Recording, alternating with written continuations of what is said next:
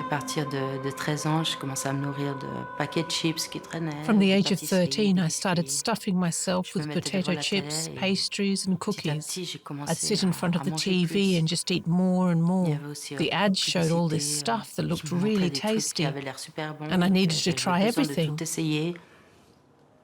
L'époque où j'étais à At l'école, school, j'étais I pas got mal, picked on a lot critiquée about par my rapport à mon weight. poids. J'étais en colère contre I moi-même, me was dire: angry «Mais with pourquoi moi je myself. prends autant de poids? Why am I gaining so Pourquoi je much suis si weight? moche? Why am I Pourquoi, so ugly? les gens me Why do considèrent people comme un think I'm a monstre? monster? Pourquoi je me fais Why do I insulter dans get la rue par des insulted in gens the que je connais street même by pas, strangers simplement à cause de just mon because of physique?» how I look? Je m'en voulais énormément de prendre autant de poids I et de was pas mad at réussi myself à for le putting on perdre. so much weight Ça and ça not avait being l'air able to totalement lose it. facile, quand on regarde des In films où movies, des gens people arrivent à seem to perdre have beaucoup no de problem poids losing weight, mais but dans la reality réalité, is different. c'est pas comme dans un film.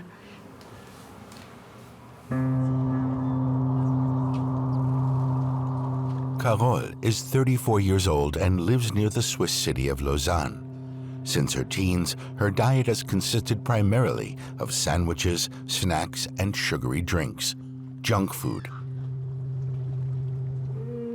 Plus je mangeais, plus je me sentais mal, The more plus I j'avais ate, the worse des I problèmes avec felt, le regard des autres including my problems with et how plus je people looked remangeais at pour me me, sentir bien, pour, and I ate more to feel better. chaque fois It c'était was a une vicious boucle circle infernale, that I j'arrivais couldn't pas à escape sortir. from, Puis les and doses, my doses commençaient à continually augmenter increased, de plus en plus, des choses plus of sucrées ou things that plus were salées sweeter ou or qui ont saltier plus or de more goût. flavorful. I gradually Je lost perdais le contrôle control. petit à petit. Sugar, salt, and fat, three ingredients that make food irresistible. Scientists working for manufacturers are constantly trying to find the perfect combination of these tempting ingredients. We talk to a man who knows the industry inside and out and reveals the strategies deployed by the food giants. Those three ingredients are so powerful. Salt, they call it the flavor burst because typically it's on the surface of chips, on snacks. It's the first thing that touches the tongue. They love fats as well because those are what they call the mouthfeel, the sensation of biting into a warm toasted cheese sandwich. And then probably the most powerful of the three for many people is sugar, just by basic instinct. And so the industry has engineered what they call the bliss point for the perfect amount of sugar in products, not too little, not too much, working on maximizing the allure of their products. The investigative journalist spent years researching for his best-selling book on the food industry and the manufacturing of processed foods. I resisted calling their products addictive because it seemed crazy to me to compare Oreo cookies with heroin. It just seemed ludicrous. But I have to say that several things completely changed my mind. And I'm now convinced that in some ways these food products are even more problematic for us than tobacco, alcohol, even some kinds of drugs. It's no longer a secret that these highly processed products are directly linked to the global obesity epidemic.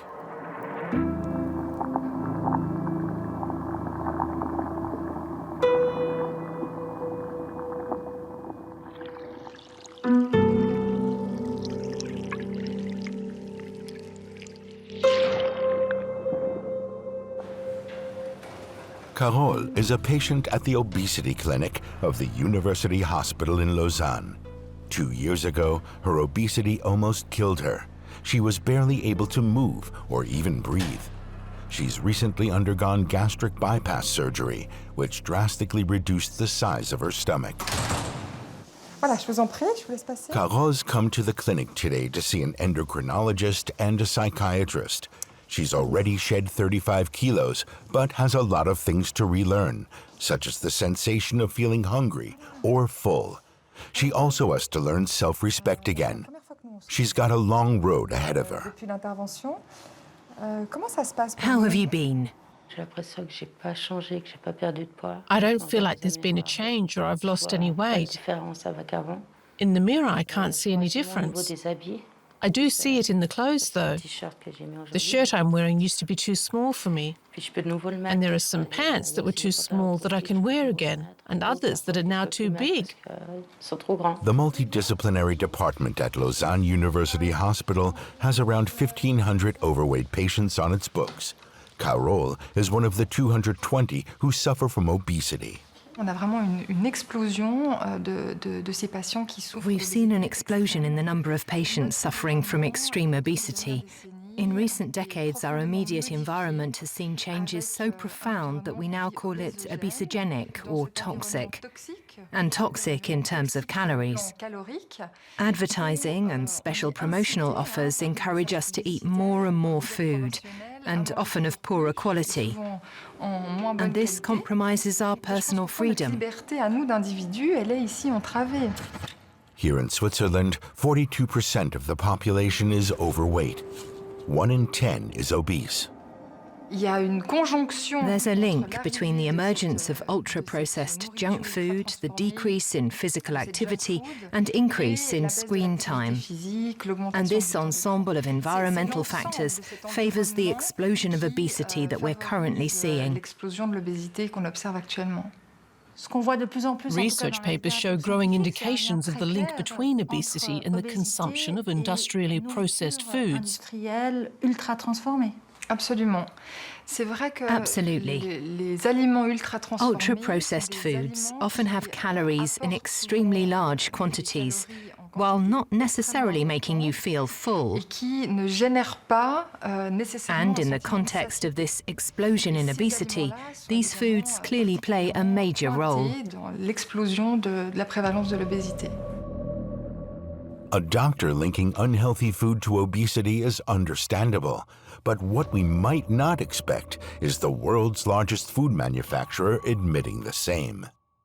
In 2021, Nestle came under fire after details from an internal presentation were published by the Financial Times.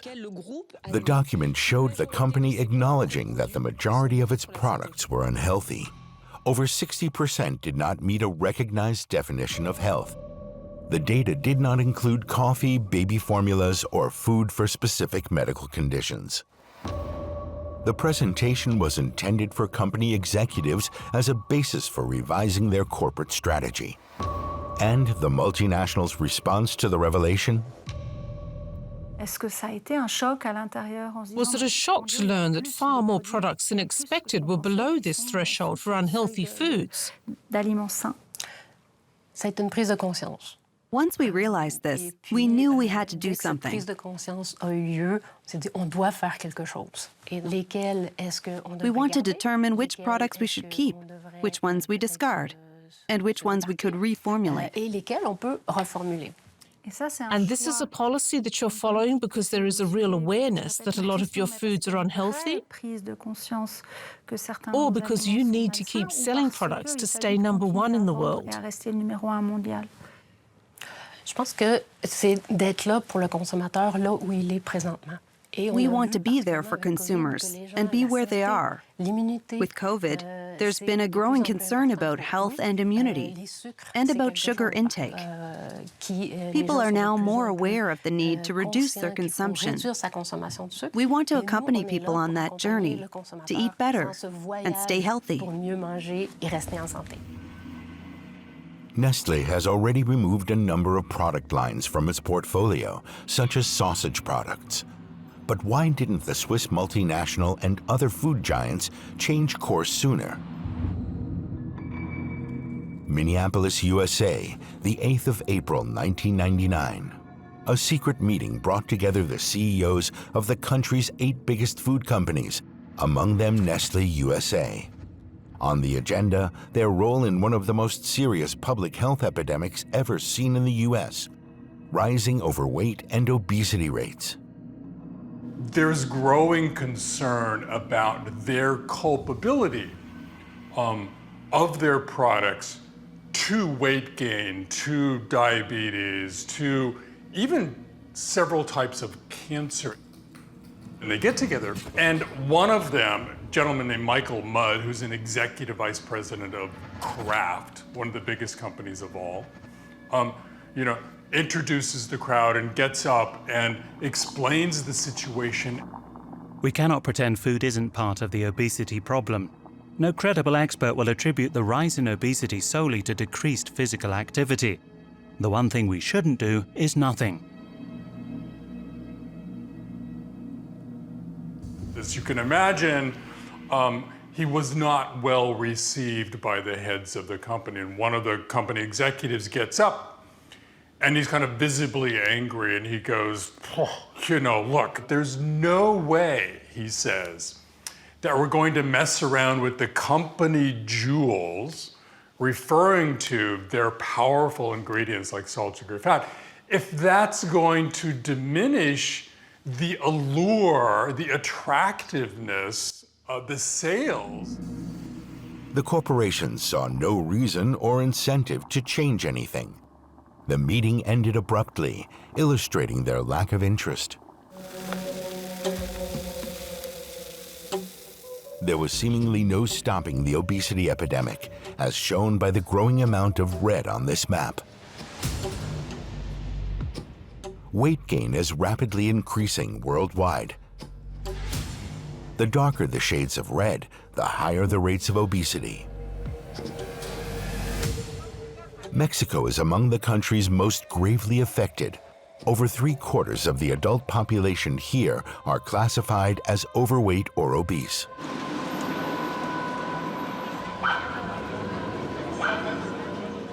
Mexico also has one of the worst rates of child obesity.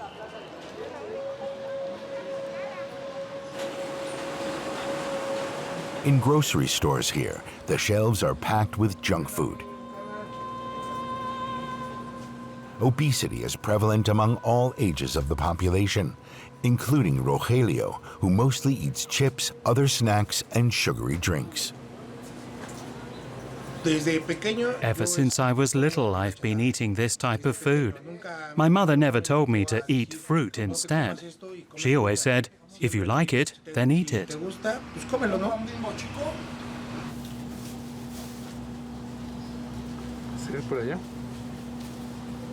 Rogelio is a cab driver. He spends up to 12 hours a day in his car.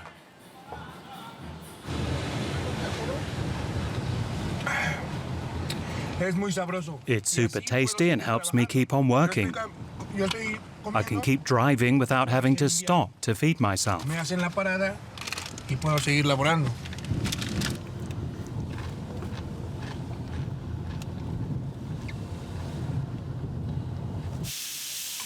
At home, it's the same. Fast, fatty, and cheap food, washed down with soda. Rogelio has 2 children, a daughter in her teens, and a little boy. I'll show you some pictures where I was a little fat. Me with my son. Here I weighed about 120 kilos. In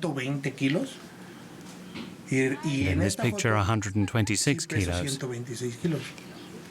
Was all that weight a burden? Yes, I was really suffering. You don't want to go out anymore because you're immediately out of breath. Honestly, I was just lying around and eating continuously. Since then, I've been trying to lose some weight so I can live longer. The current government has made the battle against obesity a priority. And leading the charge is Hugo Lopez-Gatté, a doctor, trusted advisor to the president and deputy minister of health. For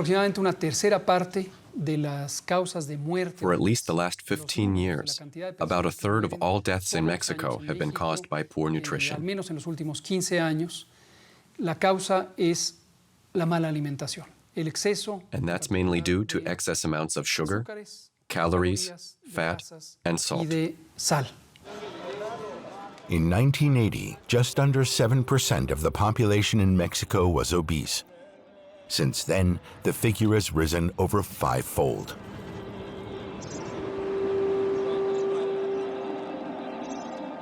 In that same time frame, the country has undergone radical changes due to the opening of the market to international trade. En México, en los años 80, in the 1980s, there was a very abrupt change, both economically and socially. The country turned towards neoliberalism and economic deregulation. At the same time, the protections provided by the state against health risks were dismantled, although it would take a few years for the consequences to become apparent. There was an increase in overweight people, and after about 10 to 15 years, we were seeing chronic diseases like hypertension, diabetes, obesity, and cancer, etc. The tipping point was the signing of the free trade agreements with the US and Canada in 1994, which flooded the Mexican market with cheap, processed products. The ubiquity of sugary drinks like Coca-Cola is symbolic of this disaster. Today, Mexicans consume an average of 163 liters of soda per person per year.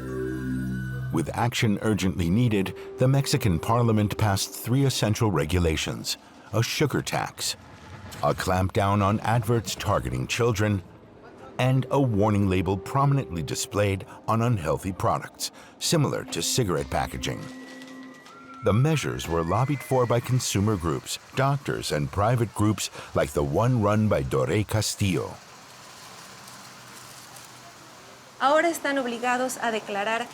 Today, manufacturers have to declare whether their products contain excess sugar, calories, saturated fat, trans fats, and salt. This is fundamental in the fight against excess weight, obesity, and preventable non-communicable diseases. To avoid these labels, many brands have changed product formulas and reduced the amount of sugar, for example. And then there are the restrictions on children's products, in particular the animal mascots. The manufacturers had to remove the tigers from these cereal boxes. Others had an elephant or a toucan. These images are ingrained in the memory of so many children and are all part of a marketing strategy to boost sales and brand loyalty.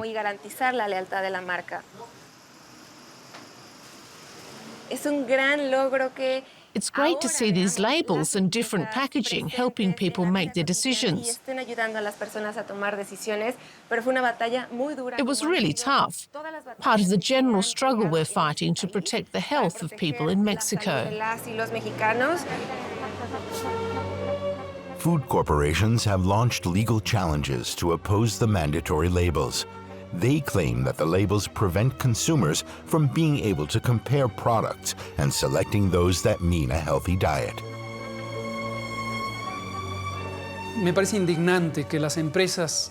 It's scandalous that food companies, whether they're multinational, international, or Mexican, are so indifferent to human suffering. Basically, they have contempt for ordinary people.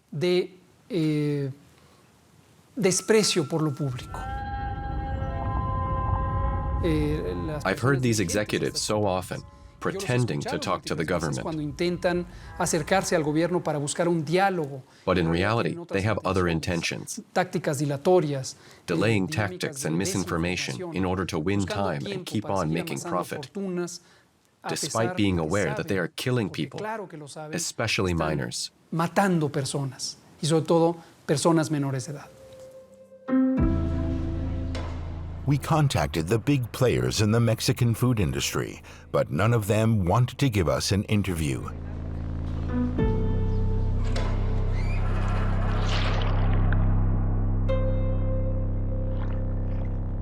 As for the situation in Switzerland, here there are no legal constraints in place to combat overweight and obesity rates, despite them costing over 8 billion Swiss francs a year in healthcare. How about a tax on sugary drinks an idea that's already been adopted in over 50 nations around the world. Among them are a number of European countries, including France and Britain. And it works. We take the example of a bottle of Fanta bought in a store in Britain, where it's subject to the special tax. Some of the sugar has been replaced with a sweetener, reducing the sugar content to 4.6 grams per deciliter. The same drink in Switzerland contains 10.3 grams of sugar, over twice the amount. Oui, vous avez raison, 4,6 grammes, alors qu'ici, That's right, 4.6 grams as opposed to 10.3. It's difficult to tell whether what you're consuming is healthy. Le sucre s'appelle de 15 There are manières 15 différentes. different names for On sugar, n'arrive jamais à and we savoir never quelle est know sa how réelle high its content teneur. actually Il is. y a énormément There are d'outils marketing techniques qui tools permettent de enabling cacher, companies to et ça, hide the je sugar trouve content. que c'est pas juste et que The l'État government a une needs to take responsabilité, responsibility un rôle à here. jouer à ce niveau-là. Politician Delphine Bachmann has submitted an initiative from the Geneva region for the Swiss National Parliament. The goal is a tax to limit sugar content in beverages and processed foods. The industry knows full well that the products are unhealthy. Companies know they're hiding sugar, but they're afraid to lose these consumers who've become accustomed to the products. They don't want transparency. What we need is political action, and there are signs of that in a few regions. My hope is that the accumulation of political moves will push our authorities into action, and also raise awareness among the population about these issues, and bring about change. Over the last few years, a series of motions have been submitted calling for state intervention to no avail. While the sugar tax is not yet on the agenda, the Parliament is planning possible restrictions on advertising to children. A majority of Parliament does not want market regulation for ideological reasons. And there are lobby groups linked to sugar production and processing and the food industry who have friends in Parliament. Lobbies are important sources of expertise and information, but when industry interests become dominant and influence public health and spending, that's not okay. We show this politician the soda from Switzerland, containing twice the sugar content as the British version, and the World Bank report on the impact of the sugar tax. The taxation of sugar-sweetened beverages is internationally recommended as a priority component of a comprehensive approach to preventing and controlling obesity. The World Bank report speaks volumes and is encouraging reading. It clearly says that hidden sugars are a disaster and that the sugar content has to be reduced in the interest of public health concerns and public spending. But that's not going to be of interest for the majority of Parliament. How does Parliament explain their resistance? We put that question to 10 Swiss politicians who are also members of a soft drinks lobby group representing the likes of Coca-Cola, Red Bull, and domestic sugary beverage suppliers. A statement by the group claims, "We are active and transparent participants in the political and social debate." And yet, of the 10 members of Parliament we asked, none agreed to an interview. For consumers facing a constant flood of advertising, making an informed choice isn't so straightforward, as we see at this Geneva school. A presentation teaches pupils about the amounts of sugar and fat in processed foods.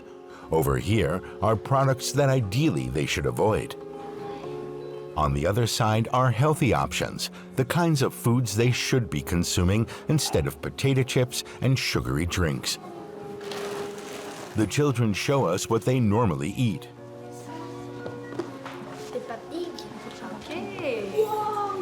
Est-ce que tu peux nous dire? Can you show us what you have there? Pour ceux qui ne voient pas.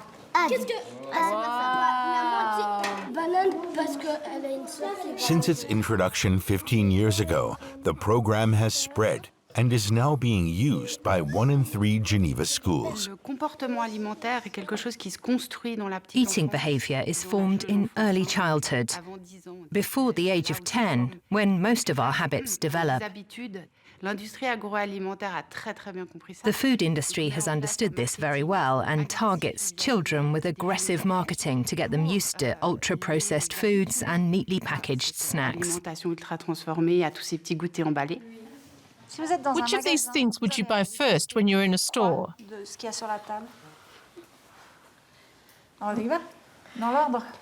Kinder Bueno, candies, M&Ms, and apples.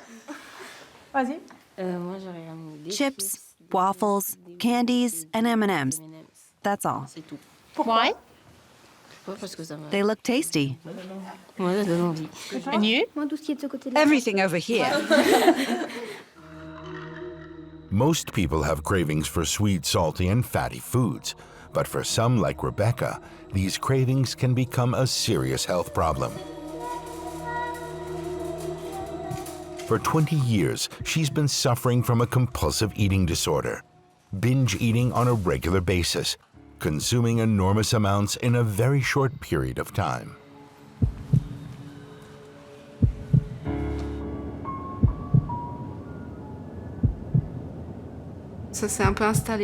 It became a habit.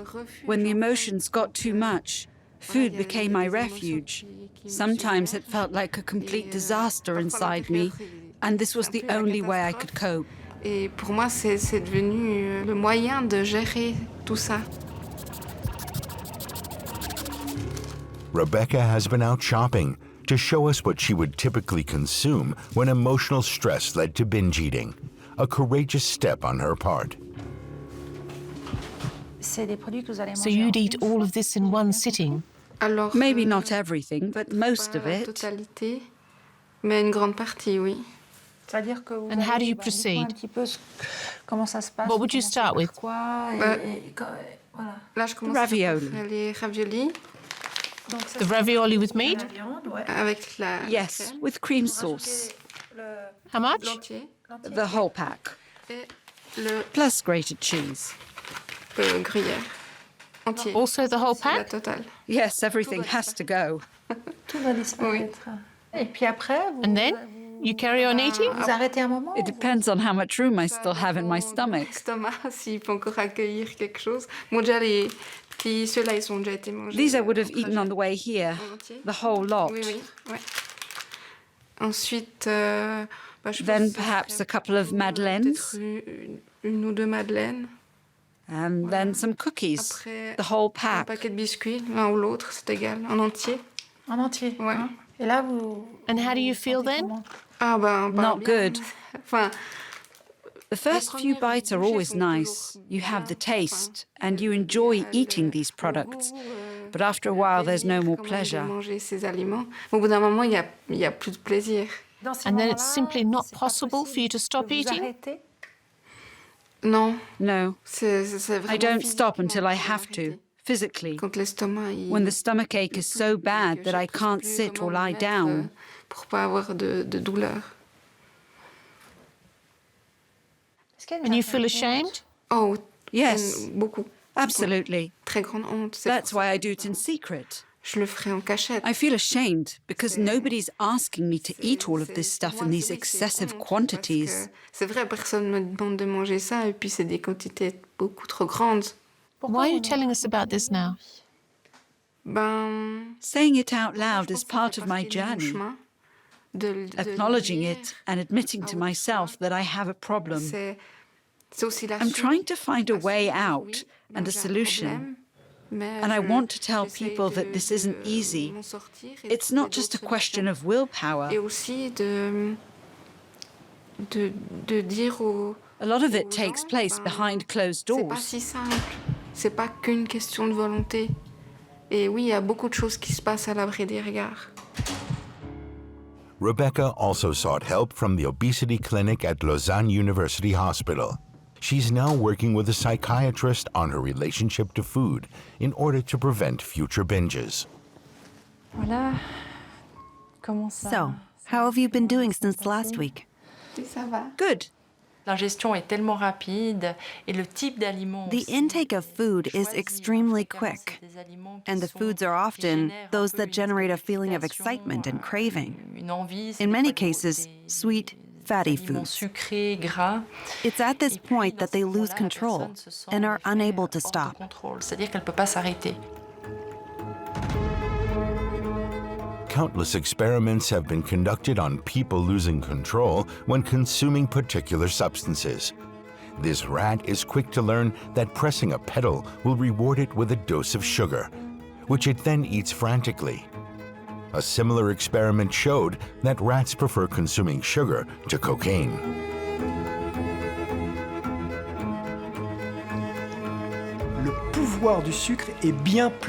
The power of sugar is far more important than previously thought, as was confirmed by this experiment.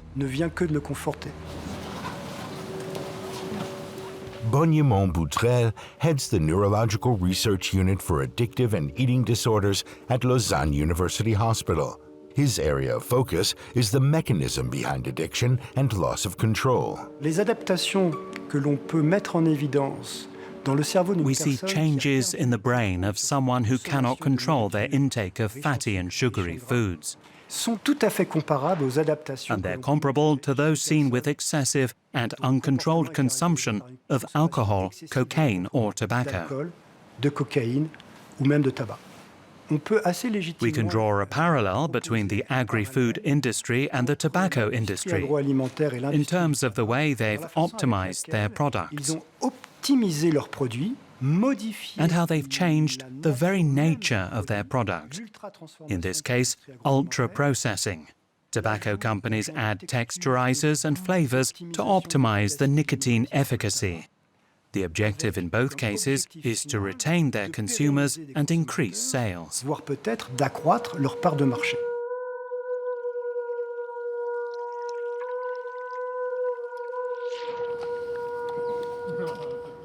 Journalist Michael Moss, who has dubbed sugar, salt, and fat an unholy trinity, wanted to understand how U.S. food engineers develop products and investigated many industry laboratories.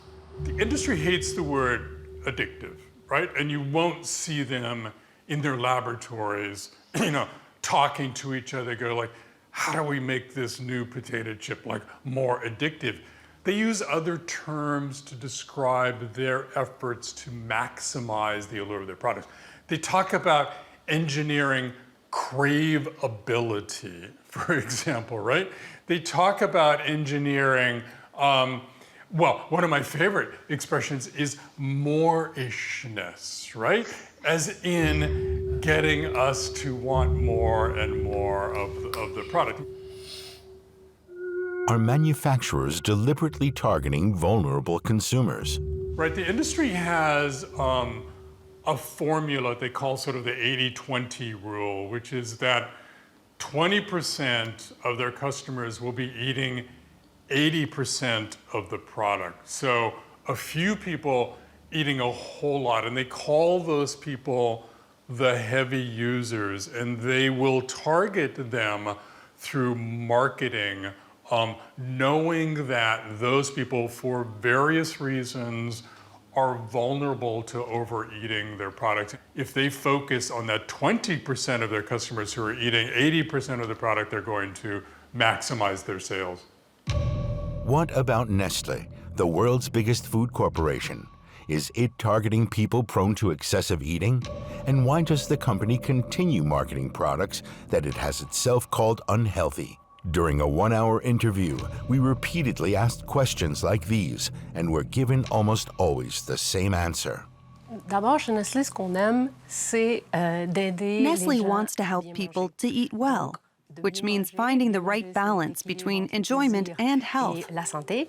La philosophie de Nestlé, comme j'ai dit, Nestle's c'est philosophy d'aider les is to gens help et les consumers eat consommateurs à well, bien manger. combining enjoyment with a balanced diet and sound health. Et la santé. Et c'est pourquoi une compagnie comme And Nestlé that's why Nestle offers both a range of affordable and nutritious products, and gourmet products that should be consumed in moderation. qui doivent être consommés en modération.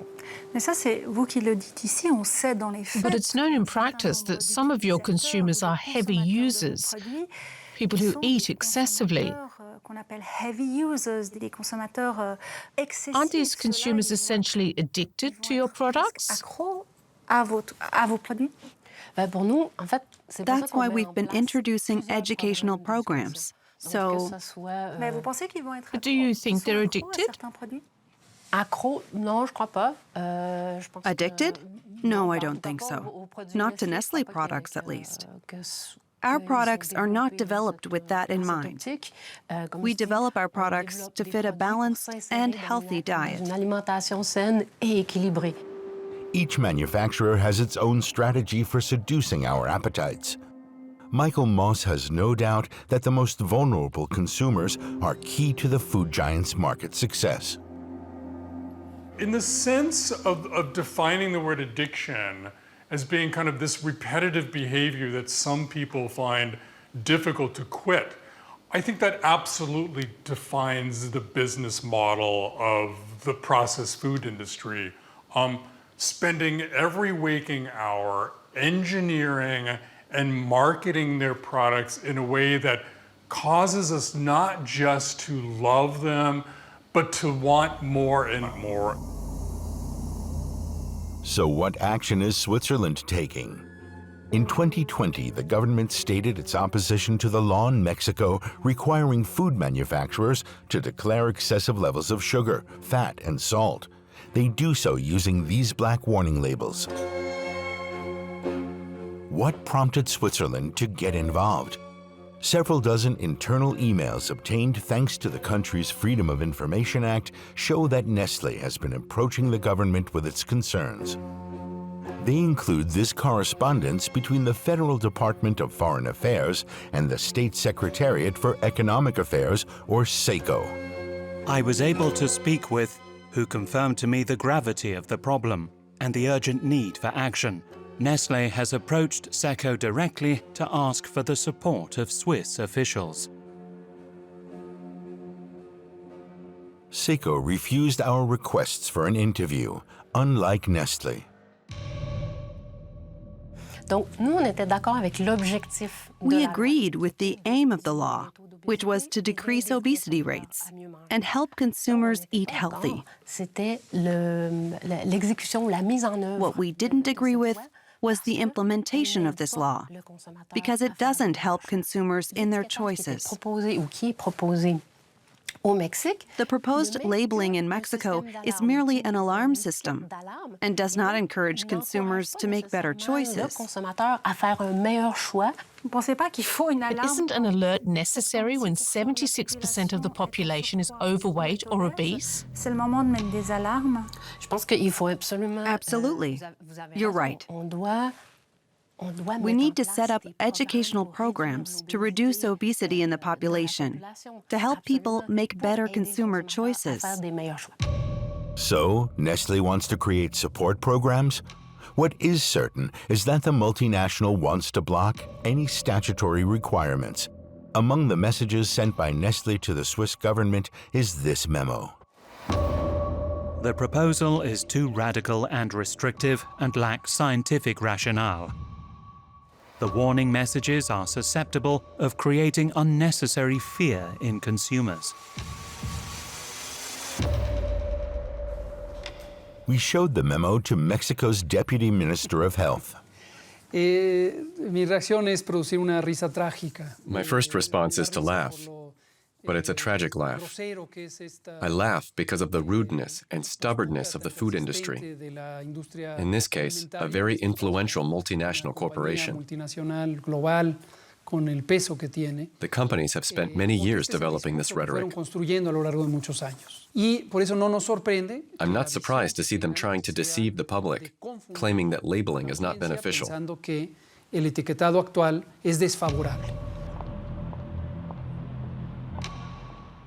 Nestle has now even improved the formulas for a range of its products in order to avoid the dreaded black labels.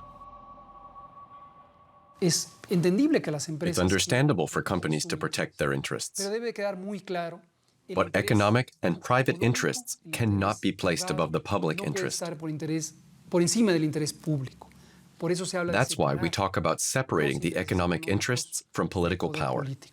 The political power of a sovereign nation involves protecting, defending, and promoting public interests.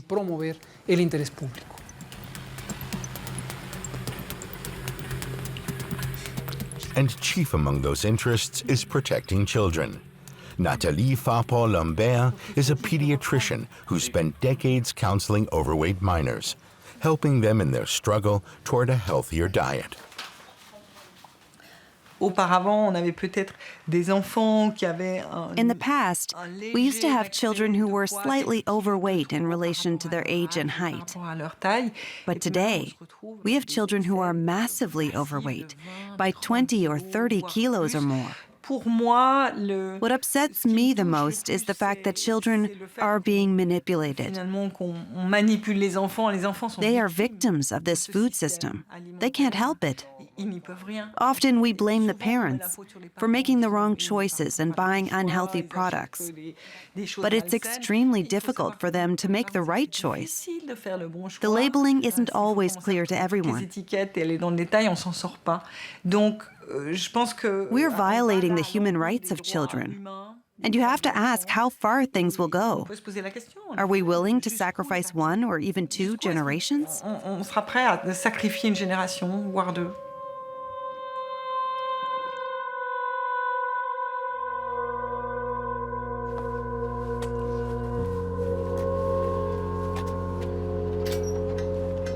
For years now, I've been unable to look strangers in the eye. I've suffered so much from the mocking and the insults that I've retreated into my own bubble.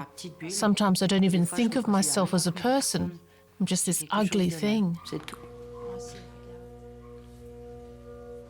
What if you didn't have your children? I'd have let myself go completely and would have been dead years ago. I didn't love myself enough to find an escape. I only did it for my children because I love them and I want them to have a normal mother.